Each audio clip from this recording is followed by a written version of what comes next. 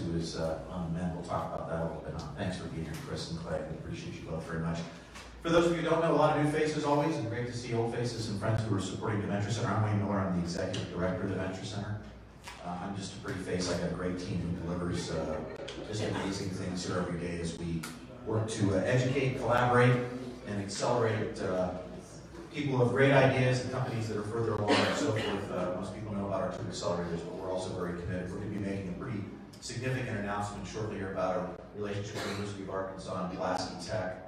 Really, again, trying to help people who are fostering great ideas, maybe still have a day job, and want to figure out how to make a great company. So thank you all for taking time to be with us. I think you're probably mostly here for the food, not here for me, but these guys are worth hearing from. There we go. We always want to say thanks. Heritage Catering, sponsor our lunch team. We're grateful to them for what they're doing. Pretty good one. If you haven't had the cookies, please don't leave them for me. I'll take care of them. Also, the Little Rock Tech Park, which is a great supporter of what we do here and helps to foster our level of involvement here on the 6th floor and make this possible for us to produce our programs. Of course, the Little Rock Chamber, who was important in founding the Venture Center, but also continues to support what we do. If you want to connect with us, lots of ways to do that. Obviously, adventurecenter.co.com, right? And we tweet and all those sorts of good things. So please follow us on Facebook and LinkedIn and so forth. We try to do a great job of keeping our events out there so you all know to be here. Obviously, you did because you wouldn't be here today if you hadn't seen those things. I'd like to take a minute to welcome Chris. Secondly, I apologize for the elevator situation. I think some of you got a little extra exercise today. Don't know exactly how that happened, but it's an easier jump from here, I can tell you. But to that end, Chris, come on up. I'd like to read Chris's bio. Chris is just a classic underachiever. And of course, he does this for sympathy. This is all just for show. But it's clearly a demonstration in the makerspace how if your arm isn't right, you just make yourself a new one, right? We're working on bionic arms. That's a good deal. So let me read Chris's bio real quickly. So Dr. Chris Jones is the Executive Director and lead maker of the Arkansas Regional Innovation Hub. Does everybody know where that is across the river? Great space. If you haven't been over there, go. It is just freaking cool. That's all I can say. Just extraordinary facility over there. Chris will talk more about that. Chris has graduate degrees in nuclear engineering and urban planning, 20 years of experience in energy and infrastructure, diversity, community development, housing, and management. Formerly a principal at VCT Partners, Chris has led executives in numerous multi-million-dollar federal projects. As the executive director of the Dudley Street Neighborhood Initiative in Boston, he secured more than $6 million in funds for the organization and supported a community of active, engaged residents. As assistant dean for graduate education at MIT, the Massachusetts Institute of Technology, he led efforts that doubled minority enrollment, or more than tripled minority applications to the MIT graduate programs. His academic research ranges from plasma fusion, we all are familiar with that, right? Plasma fusion, thank you, I didn't either. And nuclear proliferation, non-proliferation, to social impact of large-scale energy infrastructure systems. Chris, I can't even spell rehab. An Arkansas native, Jones has served on or supported several board of directors and spent 1 year as an algebra teacher in Boston Public School. Chris holds 5 degrees, including a BS in mathematics, a BS in physics from Morehouse College, received a full scholarship from NASA, and served as a student body president, a master's in nuclear engineering, a master's in technology and policy from MIT, a PhD in urban studies and planning from MIT. He and his wife, Dr. Geraldine Jones, are pretty exquisite daughters. We love you. Chris, thank you for being here.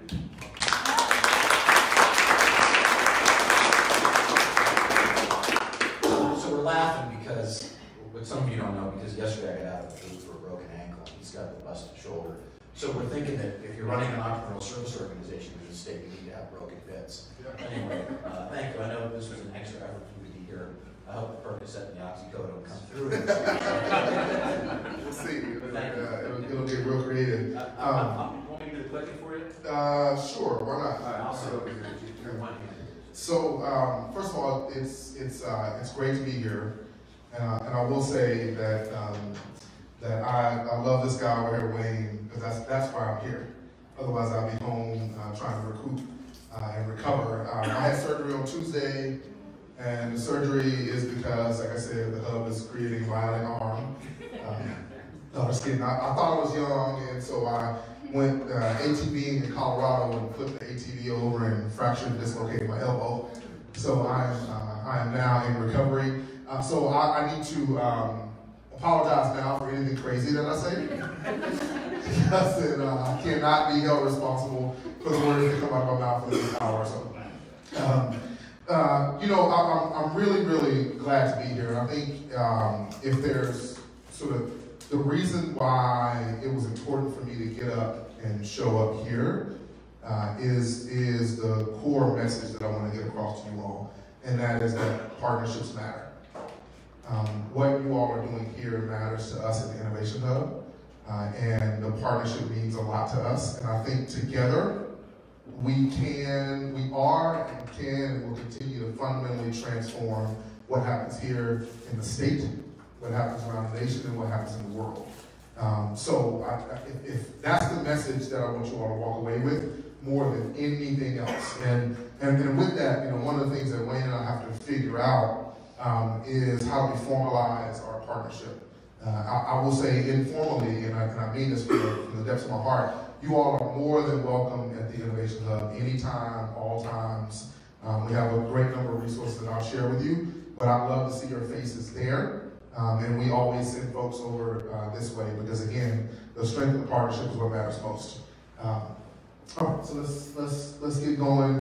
I'm only going to talk. I'm going to try to talk for like 5 to 7 minutes. I'm looking at the clock back there and see if I can keep myself on time, and then I want to stop and get some questions. I see some friendly faces in the room, so that's always good. I'm with the Arkansas Regional Innovation Hub at Windrock International. We're 5 years old. About 5 years old. We're located right across the river in North Little Rock. You can throw a football at us. You can see us across the river. Next slide. Our mission is really focused on improving the lives of Arkansans through inspiring innovation and expanding opportunity. So what does all that mean? At the end of the day, our goal is to lower the barrier to access. I joke about the bionic arm, but I would love to have someone at the hub creating a bionic arm. Maybe not mine, but you know. And I think that is possible when we provide access to tools, to skills, to resources, to partners, in order for creative things to happen. In our mind and in our world, we want to create an atmosphere where atoms randomly interact with each other and create new atoms and create new molecules and create new particles. So that's what we want to happen at the Innovation Hub. And we do that regardless of demographic identifier, geographic location. So basically what we're saying is we want to provide access to everyone. Whether you're from high income West Little Rock, low income south of 630, whether you're from rural Omina or from used to be big town Pine Bluff, like it doesn't matter. We don't care. At the end of the day, we believe that if we can get a variety of people, folks who are starting businesses like you, folks who have established businesses and sold them, folks who have ideas, kids, older people, if we can get them all in the room, and if we can begin to talk about and discuss big problems that we face, then together we can solve those problems. Next slide. No problem. This is a bit of history that I won't go over all of it. What I will say is we have about 22,000 square feet of space. It is a fun place to be. Like if you've been over there, you know. If you haven't been over there, you're definitely missing out. We have 3D printers, laser cutters, wood shop welding, screen printing. We now have drones. We have a drone guy who flies drones all the time. And what I love about the place is that on any given day, you can walk in and find something completely new. Where kind of the environment is that if there's an idea that people want to explore, let's try it out. Let's try it out and hope that we will fail, because in failure there's learning, and that's kind of the atmosphere that we want to try to encourage. Next slide. What do we believe? What I'll say, I talked about the tools. We build skilled artisans and disciplined entrepreneurs. What does that mean? When we started out about 5 years ago, It was a vision of three people that came together, John Godin, Joel Gordon, and Warwick Saban. Some mix of those really came together and said, hey, how do we create a space that can transform a community with a focus on art, STEM, which is science, technology, engineering, math, and entrepreneurship. And they put it all under one roof, and with the help of a lot of folks, we have a phenomenal team over there. With the help of a lot of folks, we became one of the only places in the country that actually has all three under one roof. And our goal, we've sort of oscillated throughout the years, but right now our goal is, yes, to teach people how to be hobbyists. Of course, like we want you to know how to create a clay pot or how to put together an electronic circuit. But we want to do it, but we're ultimately trying to do it for a purpose. Because we also believe that as you pick up these skills, then there's an entrepreneurial adventure that can occur, and that's what will actually transform the state. It's the entrepreneurial enterprise that will really transform the state. So that's why we have both the skills artisan piece and the discipline entrepreneurs. And I'll pause for a second to say that one of the beauties of this partnership is that we're not an entrepreneurial space that's going to have super high-tech companies that are on a lightning trajectory, and in 3 months will make an exit and have a $10 million endeavor. That happens here, which is great, and it should. We're the place that feeds that. We want to be the place where if you have an idea and you're not quite ready for that super launch, but you need to test it out, you need to fail, you need to incubate it a little bit more. We're a great place for that. And what I've been trying to do is, as our companies, as our businesses, as our individuals in the hub have grown and matured, I say, hey, are you ready for the next step? And where is that next step in the Arkansas ecosystem, and of which this is one of the places to go. So to me, that's one of the strengths of the partnership. Next. We have three main focus areas: meet, make, and learn. We try to create a space for people to meet, random interactions that I talked about. We have a great event space. If you want to have an event for 50 people or for 300 people, we're a wonderful place to have that, and we welcome you all doing it. Making, I mentioned we provide the tools, the skills, and the resources to learn how to make all sorts of things. And learning, we have a pretty strong educational track.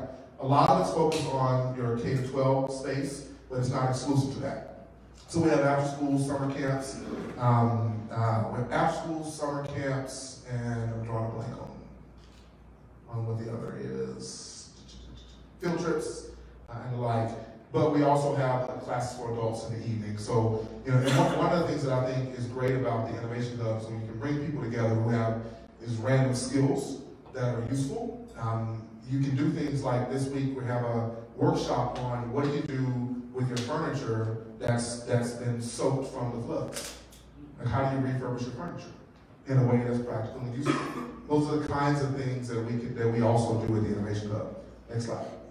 Oh, back up 1 second. So what I didn't talk about, what I mentioned briefly, is memberships.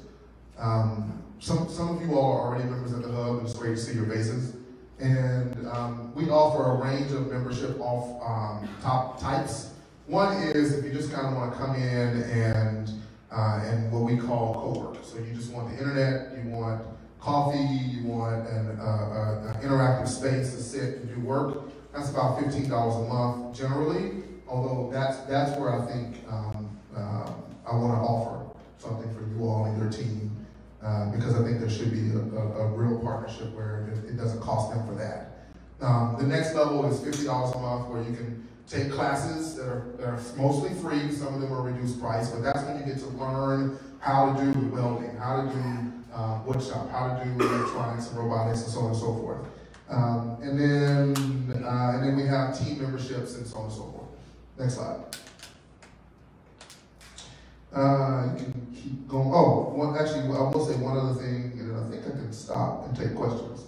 But in addition to the classes that we offer, and in addition to the event space, and some of the other educational offerings, we do offer prototyping and micromanufacturing services. So if you have an idea, one, we can help you turn that idea into a design that can be made. But if you have a design already, we can help you make that. And we've helped folks make prototypes that then they turn into patents. They already had a patent, but they don't have the prototype to take to market. We've helped them make that as well. So we're really a service for the state to be able to do that. So I think I can stop here, and I will just note that talking a lot about partnerships.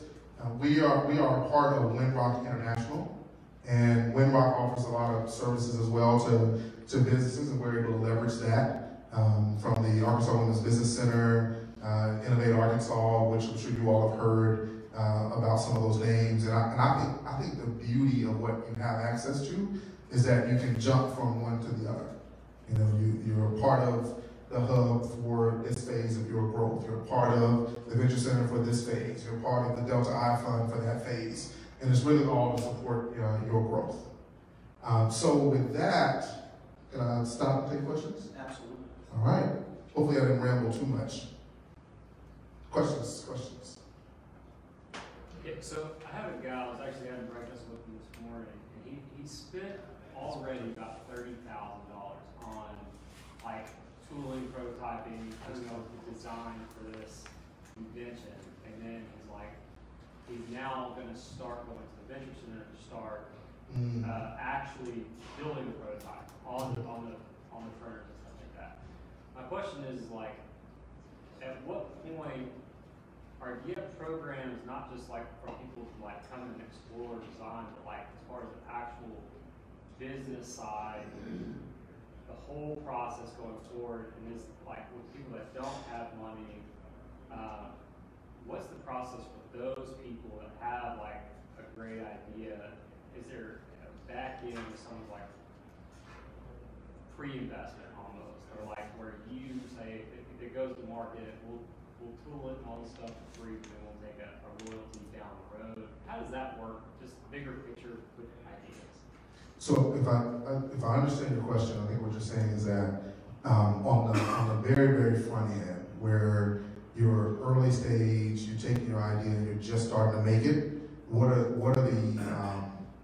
the resources that are available for you to utilize? Is that generally? Yeah, for the person that didn't have the 30 grand. Yeah, if you didn't have for the design. Yeah, one of the great parts about the Innovation Hub is that you don't have to buy these expensive tools. You can come and use our tools. So that's one. Two,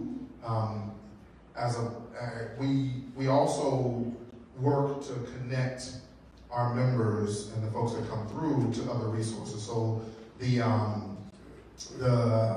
AEDC, the Arkansas Economic Development Commission, through AMS, which is our partnership with them, they offer resources in the form of financial resources to help with this sort of early stage development, of product development, if you would.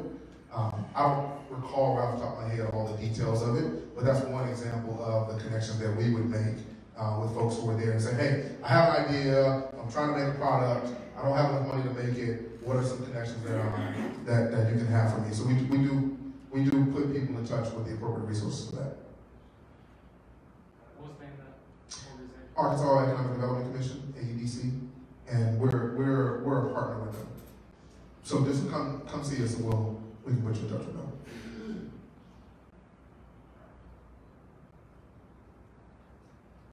How many of y'all have actually been over to the Innovation Hub? Show of hands. That's awesome. awesome. That's pretty awesome. You already know that. Have you made anything over there or used any of the tools? Yep. Yeah. I'm certified on the laser. Are you?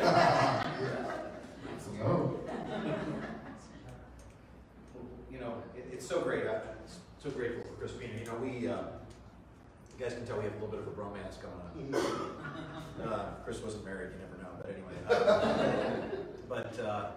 I think this is exactly what we're trying to accomplish here by working together: is to make these resources available and combine our capacity to connect people with the right groups like AEDC, et cetera, to help foster businesses here. You know, our objective here is to see entrepreneurs grow, see businesses grow here. You know, it's not all about the next Google, it's not all about the next Amazon. It's also about people who are creating great lifestyle businesses here where they can do a couple $1 million worth of business a year and make a great living and create jobs. You know, this country is driven by small business much more so than is large business. So, you know, we want to see, and that's why we work together so effectively, is we want to see all the boats rise really in the state of Arkansas. And we're still figuring as Chris indicated, you know, kind of how do we really work together to do this? Because, you know, as we learn how to use each other's tools, our resources, our teams, you know, the Venture Center's got 105 mentors now as part of its organization. We tend to get kind of pigeonholed into this fintech thing, but we're much more than that. I mean, fintech's very important to what we do and really helps kind of pay the rent. But at the end of the day, how do we support, you know, the state in this environment? So we're also very open, both of us, to ideas and suggestions and paths that you all think would help make that more effective. I must say that I'm not sure anybody in this country does a particularly great job of truly helping startups, and we're really trying to figure that out. And that's a combination of collaborative efforts, that's a combination of working with the universities, with the corporate sponsors, with our mentors, with you all. So if you have thoughts or ideas that you can share with Chris and I, we're very, very open to that. We encourage it, we're very transparent in how we look at this. And you know, you guys are our customers, right? So at the end of the day, how do we help folks like your friend who's already invested $30,000 into trying to build a product, you know, get it to the next level? So. Yeah. Versus spending it later. Right. Yeah, actually take it. Exactly. So if you're going, this is kind of a personal question, I guess. So if you're taking something, you have a concept. I've been through the pre-accelerator program years ago. So what comes first, right? Like the chicken or the egg? You go through the Venture Center on like figuring out like the proof of concept, figuring out your target audience first. Like, would people buy this, or do you start over here first and start more on the design part of it, and then go and figure out who would actually buy it? So which kind of comes first, right? With your partnership, like who would you send to? Yeah. I think it's situational. Yeah, exactly. I mean, I think one of the nice things about starting a business today is the methods in which we approach that. It used to be, before you could even have a conversation with somebody, you were doing a 30 to 50 page business plan. Well, thank God we don't do that anymore, right? Because nobody read them anyway. And they kind of turned to the pro formas and said, yeah, this looks like a viable business. And then, of course, they wanted you to, you know, mortgage your house for money to do that. So using kind of lean methodologies today, we tend to, you know, there's a sign at the Innovation Hub, which I love, which says failure is an option, right? We didn't used to talk and cuddle up to failure the way we do today. We want to fail fast. We want to prevent that expenditure of $30,000 before we know we have a viable market opportunity. We want to do that customer discovery ahead of time. We want to take that lean canvas approach. So I think there are organizations like the Venture Center, like, you know, obviously the Hub, the programs through Delta I Fund and so forth, that create those opportunities for you to, you know, really exploit that before you start taking money out of your pocket. Right. And doing that customer validation. You know, it used to be we kind of go into a back room and build something and say to the customer, you need to buy this. Well, we don't do things that way anymore. So I think the approach that we take to market with new ideas is better than it's ever been, and it's a question of getting the right resources around you to accomplish that. I think that's the objective. Yeah, I would just add to your question that, you know, that might be an area of opportunity for us because in an effort to be more agile and flexible, one of the things that we could probably drill down on is how do we deploy our services in a way that allows folks to iterate a little bit more. So if you're in the space between, do I make it or do I validate it? Do I make it or do I validate it? Then what are ways that we can work together to help do the bounce back and forth a little bit easier for folks? That might be an area for us to explore more. Absolutely. Yeah. So a lot of what you talked about is people making things and products. And, my partner and I have a office here, and we don't have a product. We have a service that we're trying to build. What would you guys be able to offer? I mean, we don't know what we don't know about starting a new business, but we don't have we're not prototyping anything. We're not building a product. What kind of services would you guys have for someone or for a company who is trying to just build our own service? Yeah, that's a great question. I'm probably going to let our next speaker Clay, you're speaking next, right, Clay? I think so. Yeah. We tease each other all the time. Yeah, and the reason I say that is because he may tell the story of Rock City Digital and what they've done in their relationship with the Innovation Hub. But I think there's something that we can offer. A lot of it depends on the environment you want to be in and what you're really looking for. And that it ranges from just space or meeting, the type of space that is there. So I'll stop there because I'm sure we'll say some more. And actually on that note, if you are a company, you are or were a company and have at any point in time been housed or squatted at the hub, could you raise your hand? Yeah, so these are folks that you can talk to as well, because they sort of know what we do and what the environment is like. Yeah. I also think we can be helpful too. And I understand. I think your question relative to so we're not making something like right. So, and I think the Venture Center we can be supportive in terms of what we refer to as a huddle hour, that a chance to meet one or two of our mentors, kind of identify where you are, and to Chris's point earlier, how do we help you make those connections to help your business evolve. So happy to do that. Feel free to connect with us. Good deal. Any other questions for Chris? Awesome. Well, Chris, thank you. Thank you so much.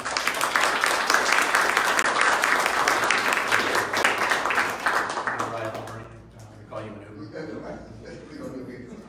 love you, man. Thank you so much. Let me just kind of run through the balance of these here. We actually had our demo day for the Independent Community Bankers Association. There's a representation of that. We used the space. It was awesome. It looked great. So good stuff. We're taking the cohort over to make T-shirts next week, which will be fun. Welding, right? Pottery, good stuff here, right?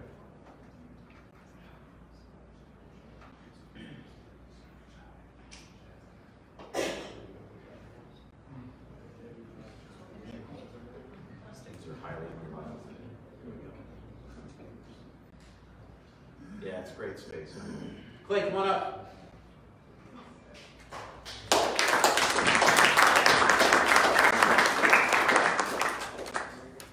I love Clay's bio.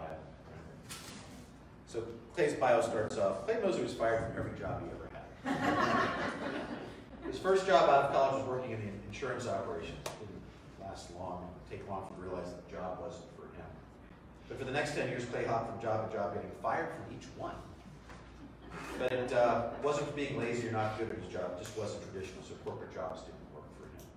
After realizing he was unemployable, he started Rock City Digital in February of 2015. Clay takes a completely unorthodox approach to his business, and that has allowed him to exponentially grow into a team of almost 20 people in just 3 years. Things like running a remote culture and moving to 100% performance-based contracts have allowed for quick scalability. Clay also owns 3 other businesses, in addition to Rock City Digital, and speaks about marketing and startups at multiple conferences around the country. Welcome, Clay. Come on. You have 2 functioning hands. Yes, I do. You kind of got pointed in that. Yeah, I'm gonna move this. So yeah, thanks for having me, and thanks for you guys for coming out. So I was listening to whenever you were reading Chris's bio. It was very impressive. I don't have any of that. Mine's not as impressive at all. So my bio is, so I graduated college in 2005. So that's almost exactly 14 years of like working in the real world. And yes, I've had 10 different jobs. I have started 3 different companies in that 14 years. I was fired from all of them, and I failed at all 3 businesses in that 14 years. So yes, a little bit of, that's correct, I am unemployable. So I'm the founder of Rock City Digital. I started that in February 2015, and then I'm also the chief dude at Brand Lab and Web Ignite. So I want to talk about kind of my destination and kind of my path of how I got to where I am now. How many of you guys own a business or have a side gig or something like that? Okay, so here is my goal for today, for this talk, is I want to tell you about my story, but I also want at least one person to get some benefit out of this. I hope I inspire you in some way, because if anybody's been, in my opinion, if anybody's been through hell and back 10 times, that's me. So I know if anybody here relates to like struggling with owning a business and running it and scaling it, yes, I have been there. So has anybody been to San Francisco? Ridden this, the BART? This is for those of you who haven't, this is the Bay Area Rapid Transit. I think that's what it stands for. I think the marketing guys, when they took a picture of this, they said, hey, we want to take a picture of when it comes fresh off the assembly line and right when the sun is like perfect. It does not look like this. I will tell you right now. So the reason I'm bringing this up is because this is what you have to go by. So I go to San Francisco every month, sometimes twice a month. I have been for the last over a year. And this is one of the public transportation systems that you can take. It's really, really cheap. And as you know, like San Francisco is one of the most expensive places to live and be there. And so like when it only costs you $10 or a few dollars, I don't know the exact amount to go someplace, you fully take advantage of it. And so this is the map on how to navigate. So I usually stay in this little area right here. And then here's the SFO airport. And so this is kind of what I think my journey kind of looks like, except this is a little bit less chaotic. And so I'm going to kind of use this as an analogy a little bit. And so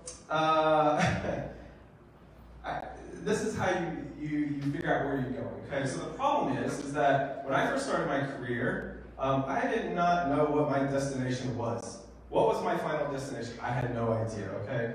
It was kind of like, is this gonna like fast forward like 5 times? No, yeah, okay, so you guys know this? So this is the movie Office Space. So my original destination, my parents, they did a fantastic job of raising me and my sisters. As far as anybody can remember, my dad and my mom were on both lines of the family were the first ones to graduate high school. Okay, and I have 4 sisters, so it's me and I'm the only boy. All 5 of us went to college, and we were all 5 the only 5 to graduate college in both lines of my family. So how my parents did that is I don't know how. They did a fantastic job. But I will say this, it was already tattooed in my mind that my destination was to do a certain thing with my life. And that was to go to college and find a really good job and work the corporate ladder and go as high as I can, then retire, then stay at home and do nothing but read a book or watch TV, right, once I retire. So that's what I thought I had to do. That's what society said you had to do, and so that's what I did. I took the first job I got offered out of college, which was insurance claims. That sounds really exciting. No offense to anybody here that's in insurance, but it just wasn't for me. It was a cubicle. Like that's why I have this here. In the movie, he says he has 7 different bosses. I had 3 different bosses, and that was frustrating. But I was a cubicle rat. I was done by my work, with my work every day by 10 a.m. And I didn't do anything for the next like 6-7 hours of the day, and repeat, rinse and repeat every day. I did that for like 3 years, and so that definitely was not for me. So I said, this is not my destination. I didn't know it at the time, okay, but it was not my destination. It was the wrong destination. So. So let me tell you the story about how I got fired there. So it's a corporate environment.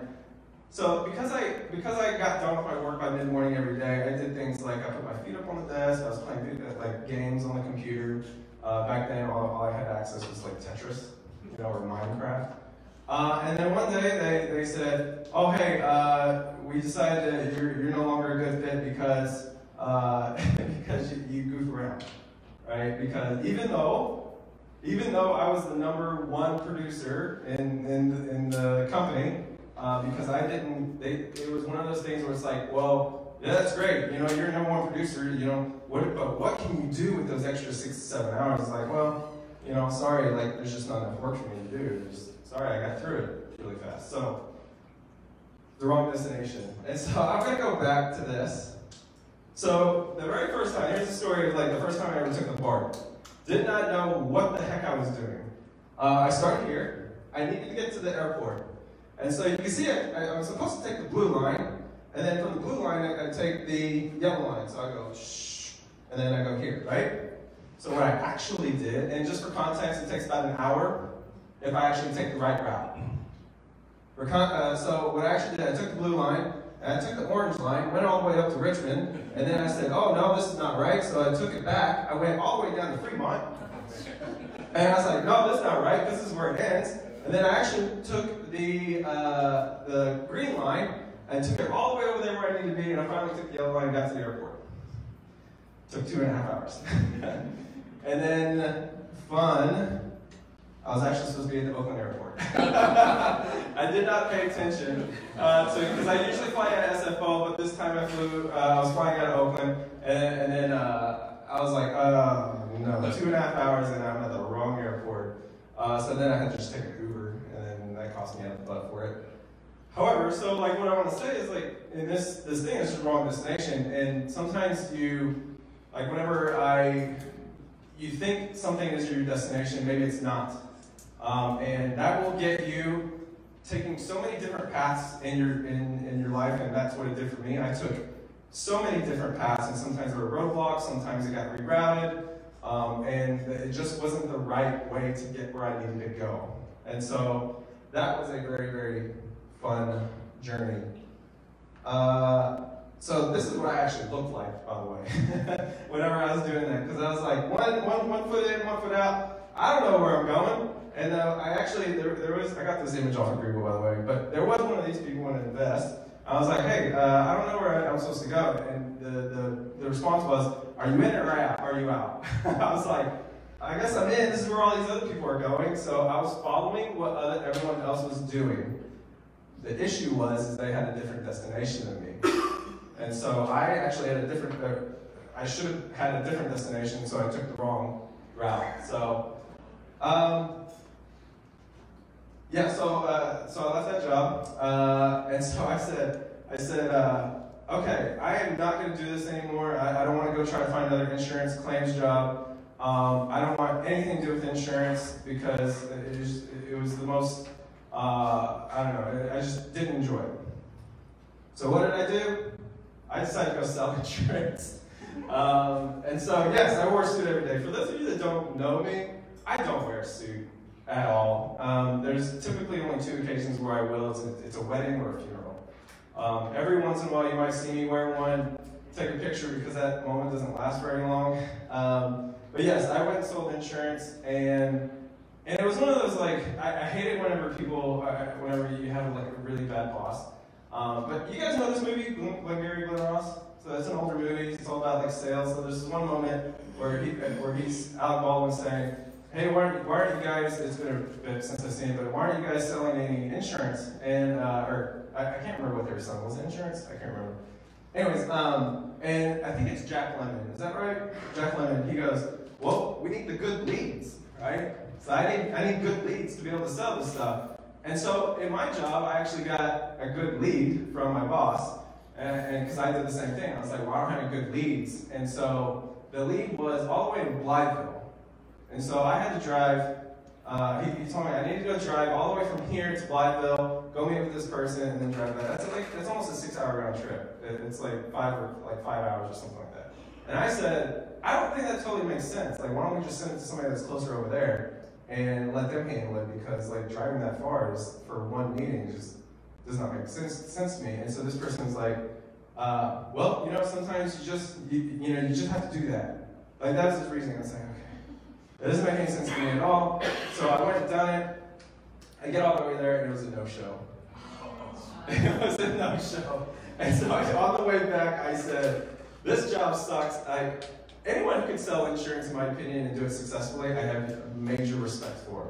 But I went back, and on the way there, I was thinking, I do not want to do this. This is a product that nobody wants to buy. And when they do buy it, they don't want to use it, right? Because you don't want something bad happening to you. And then it's an intangible piece of paper product that just nobody wants to buy. So like, what am I selling this for? And so I went back and I told my boss that I'm not taking any more leads outside of like 45 minutes from here. And so because of that, I got canned. And I wasn't even the greatest salesperson either when it comes to insurance. So I was like, So yes, that was okay. This is a fun picture. So believe it or not, I got this image off of Google, but this is I have seen worse on the bar, by the way. So my point with this is like sometimes you're going to see things that you just don't want to see or you don't want to experience in your life, and when you're going on the bar, this is not what you want to see, right? So the funny story about this one is I went on the bar, and in that 2.5-hour trip, I right before I got on, it was all I hadn't eaten anything all day long, and so I went and hit the In-N-Out burger. So I went through the drive-thru. I had the sack, and so I got on the train. I was I'm gonna eat this afterwards, and I try to eat as healthy as I can. But like if you hadn't eaten all day, there is nothing that tastes any better than a big fat cheeseburger and fries, except for Taco Bell. Okay. And so I had a big fat cheeseburger and I had fries, and I was gonna eat that thing on the bar. And you know what happens? This guy comes up, sits like 2 seats away from me, and he looks like someone that would have this kind of stuff on him. Okay. And he's just like, it's just me and him, because it's pretty late at night. And it's me, he goes, "Are you going to eat that burger?" I was like opening up, like I was about to scarf this thing down. And I was like, "No, here you go." So I gave it to him, and because I was like, I don't know, like he looks really sketchy, so I'll just give it to him. I just gave him the whole sack. So, so my point with this is like sometimes you're gonna experience things that you just don't want to experience. And I started 3 businesses after that insurance sales gig. I tried to start 3 different businesses and I failed miserably. They were just stupid ideas that I thought were brilliant at the time. But yeah, no, they were bad. Like one was like a t-shirt business, and then like made out of recycled materials. Like I don't know why anybody would, like I thought everybody in the world would buy that, but nobody bought it. 17 people bought it actually. And then for some reason, after my insurance sales gig, I thought the other business I was gonna go and be an independent insurance agent as my own person, even though like I just hated it. I failed at that, and then the other one was I actually tried to start Rock City Digital. It was under a different name, but back in 2007. Like that's what I tried to do, and it failed because I was just too early. Nobody knew. Like we do a lot of social media. Nobody knew. Like social media was just coming on in the world, so failed at that. So I had my break after that. I decided to get into pageants. So this is, you guys know this movie, Miss Congeniality. So for those of you who have not seen it, she's an FBI agent who goes undercover at a beauty pageant or something. Scholarship program, sorry, I misspoke. So I got my big break. I got recruited by the FBI because whenever I was in insurance claims, I worked with them on a couple of cases, and then it was coincidence, the person called me up and said, "Hey, we want you to enter into this application process." I was like, "Oh, yeah, that's awesome. Like, I don't want to wear a suit, but I will do it if I can flash a really cool badge, right?" And so I did. So it took me 18 months. Has anybody ever been through that process, by the way? It is the most difficult process ever. It took me 18 months of numerous tests, hours of testing. I had to do a polygraph test. There's a physical fitness test. Believe it or not, I was 25 pounds lighter than what I am now. And you have to go through this big interview, like all these suits, and it was the most difficult thing. And then finally, at the end of the 18 months, they said, "Hey, congratulations, we approve you. We want you to go to Quantico." I was like, heck yeah. It's like, my dad is going to be so proud of me because he's one of those, like, go get a job and work the ladders, like, And whenever I was up until this point, he's like, "What are you doing with your life?" Right? Like, so he's a military guy, by the way. Like, he's retired chief master sergeant. Like, I had to tuck my bed in every morning. That kind of person. So like what I was doing in my life at this point is like complete crap, according to him. I love my dad, in case he's watching. And so I was like, yes, this is it. This is my break. And then they said, we want you to go to Quantico. All you gotta do is pass a medical exam. Sweet, I'm healthy. So long story short, I went through the medical exam. I have a chronic kidney disease that it doesn't affect me physically, but I have to take some meds. And one of those meds drops my blood pressure super low sometimes. And they said, because of that, you cannot be in the program because that could affect your ability in the field. So I was like, that day was super tough because I got a letter in the mail that told me that. They didn't even call me. So yeah, that was a dream I thought I was going to have, but blessing in disguise, wrong destination. So that was that. So what did I decide to do at that point was I did not know. I definitely didn't want to go back into insurance. And so I was like, okay, I think I want to go back to school because that's just what you do. Like, you don't know what to do, so you're going to go back to school. All right. So, this is a little bit exaggeration. I was 28 at the time. But this is what I felt like, going back to school. So I was a 28-year-old. Looking back on it, I was still super young, but this is what I felt like going to school with a bunch of 18, 19, 20-year-olds. Okay, I went back to school for engineering. Did that for a year, decided to rack up some student loans. Most brilliant decision ever. And then I got an internship at this company that did sustainability consulting on commercial buildings. And I was like, yes, like this is what I had in mind. This is what I had pictured in my head. I'm like, I'm gonna do some really cool solar panel, like something, like this looks sexy, right? Well, maybe the women don't think it's sexy. My geek thinks this is sexy, right? And so, yeah, I started this company, getting paid minimum wage,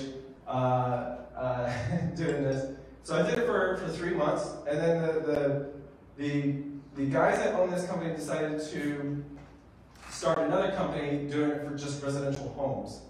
And they asked me to run the company. I was like, heck yeah, but they said, you gotta quit school. I was like, are you gonna pay me some good money? They're like, yeah, okay, I'll quit school.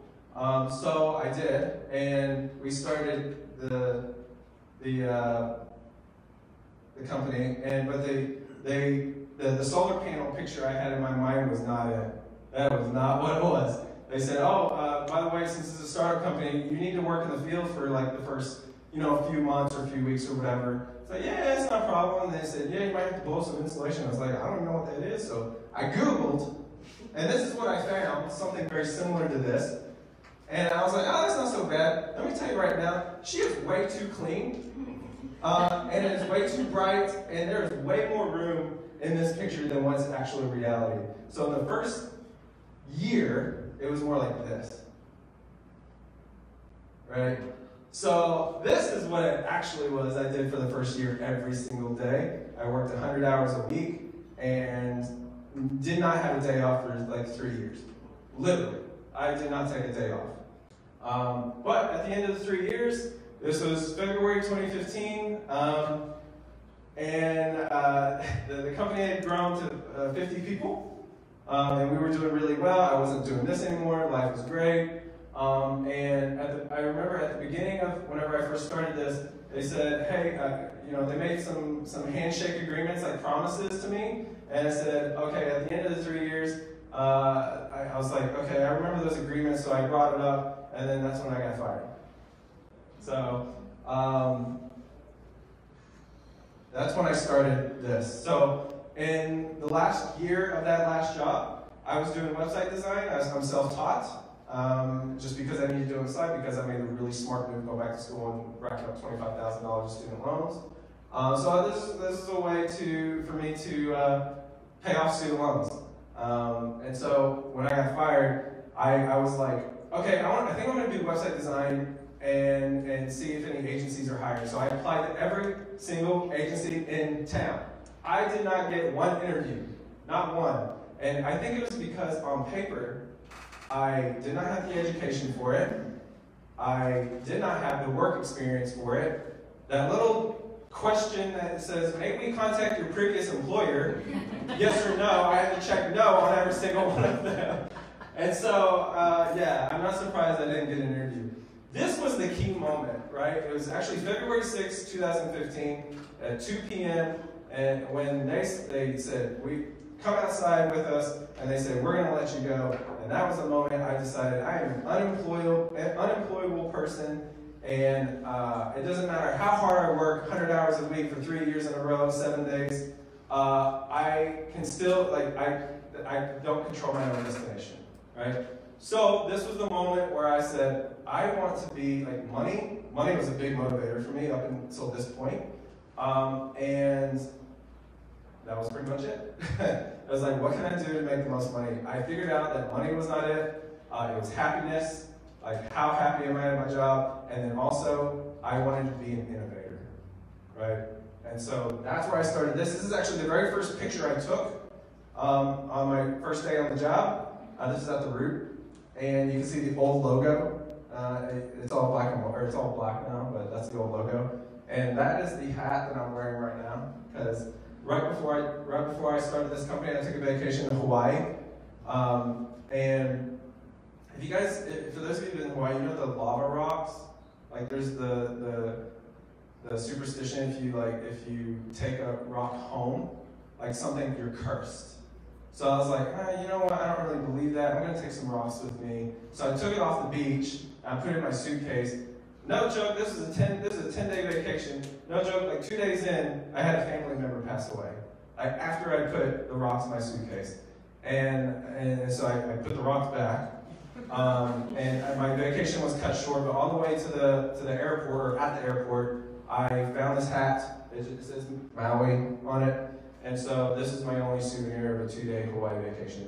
And that's when I started this. And so I had this hat ever since. So, am I good on time? I'm almost done. Yeah, about 2 minutes would be great. Okay. So fast forward. So Rock City Digital's been around for about 4 years. This is the team. This was taken 6 months ago. We have some here representing. And let me tell you that I made a lot of mistakes. I'm a professional winger when it comes to running. At least I did for this one. I didn't know what I was doing. There was only two things that allowed me to grow this quickly. It was one, making decisions very, very quickly. That way I know if it's right or wrong. And two, adapting very, very quickly. And so now I have 2 other businesses that I didn't know. It's funny because with Rock City Digital, we were actually hubbed out of the Innovation Hub for the whole first year. And so they were a big contributor to our success for sure. But it allowed me to determine whether or not new ideas were valid or not. So Brand Lab, which is a digital course company, and then I have WebIgnite, which is another website design, different model. I actually validated those before I even started it. I just put a one-pager landing page out there and I said, hey, here's an idea, and got 30 or 40 people signed up before I even created the thing. And so Innovation Hub is definitely what helped me learn that. So with all of that said, with the same analogy, the BART kind of sucks taking it. However, if you just stop and look out the window, sometimes you get some good things happen. You get this view right here of the city. And it's, some things are going to be terrible going through it, but some things are going to be oh, that's an amazing thing, and you have to capture those moments. And I've learned so many things that now I take Uber. I don't take the BART. However, I have learned that when I do take the BART, I buy 2 cheeseburgers instead of 1. Thank you very much. I'm really glad that you guys came. I can take questions. Please. Yeah. A couple minutes of questions? Yeah. Great story, Clay. Thank you. Question that you asked Chris. So this is my take on that, is let me put it there. So my take on that is service, even though it's a service versus a product, a physical product, I still think of it as a product, right? So even though it's a service that you're providing, I still think of it in my mind as a product you're still selling to somebody. So it's all the same, because I provide a service too. It's all the same because it's whether or not it's a blue ocean, whether people want it or need it, whether it's a product they physically need or a service they need. So I sell the same. You know, I just my advice there is just to still think of it as a product instead of just a service. So, yeah. Hi, my name is Mickey Loeb. This is my product. These are real sunglasses made out of paper. They evolved from solar eclipse glasses, and 2.5 years ago, the Venture Center helped me launch my product. These are my Independence Day model, and I know they're loud. So are firecrackers. I have about 10 or 12 samples here. If anybody would like one, stop by and by the way, they're great for branding. My calling card, if you need to reach me, they're on the inside. Thanks. Thanks, guys. Thanks. You know, part of what we really try to accomplish through Lift the Rock is to also be inspirational. And I want to thank you. I think your message today was very inspirational. And, you know, I don't know, I'm still trying to figure out what I'm going to do when I grow up. So I don't know if anybody else feel that way about it. But thanks. I think it's awesome. And thanks for your transparency and your honesty and sharing your journey with us. And I'll remember you the next time I get on the part. I'll take you cheeseburger. Yeah. Thanks so much. Let's hear it for Clay. Thank you so much. So thank you all for being here. We're going to wrap it up real quick. Just a couple quick commercials.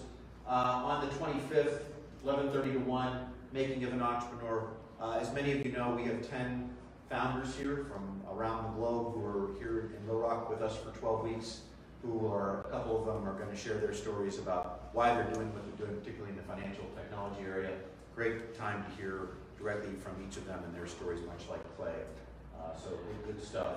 In addition, we have a workshop coming up with Clay's group, which is an SEO workshop, which will be on the 28th, again, 6th floor, part of trying to work, again, closely with his organization. Thank you all again for being here and helping with that. We're looking forward to having you back. And then, of course, we got Paul Gower, who is a Kanban trainer.